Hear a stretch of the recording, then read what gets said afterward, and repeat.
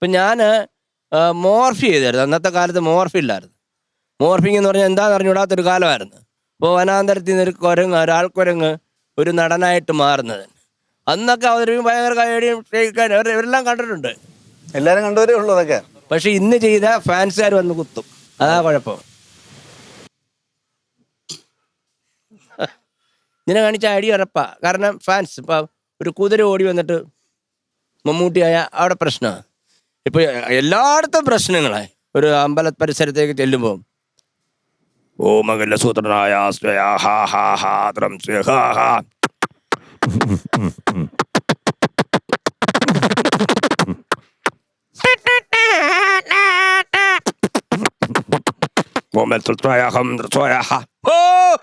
മനുഷ്യന്റെ മൂട്ടിക്കൊണ്ട് വെച്ചതിനാ അവര് മനുഷ്യന്റെ കാലിറങ്ങി തേങ്ങ അടയ്ക്കുന്നത്. അപ്പൊ അങ്ങനെയുള്ള ചെറിയ ചെറിയ കോമഡികളുണ്ട്. അത് ഒരു പാശ്ചാത്യ സംഗീതം. ഞാൻ ഉദ്ദേശിച്ചത് നമ്മുടെ പൈതൃകങ്ങളെ നശിപ്പിക്കുന്ന ഒരു സംസ്കാരം കടന്നു വരരുത് എന്നുദ്ദേശിച്ചാ ചെയ്ത്. അപ്പോൾ ഇന്നത്തെ ഒരു പുതിയ അമ്പലം അതൊരു കമ്പ്യൂട്ടർ മ്യൂസിക്കിലാവുമ്പോഴോ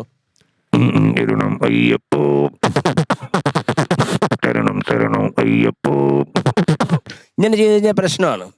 അപ്പോൾ നമ്മുടെ ആവിഷ്കാര സ്വാതന്ത്ര്യത്തിൻ്റെയും അങ്ങനെ ആ മിമിക്രി തലത്തിൽ കൂടെ അങ്ങനെ സർവ്വസ്വതന്ത്രമായൊരു സംസ്കാരവും ഒരു സാമുദായിക അന്തരീക്ഷവും സൗഹാർദ്ദ അന്തരീക്ഷവും നമുക്കുണ്ടായിരുന്നു. അന്ന് ചെയ്യുന്നതൊന്നും ഇന്ന് ചെയ്യാൻ പറ്റത്തില്ല.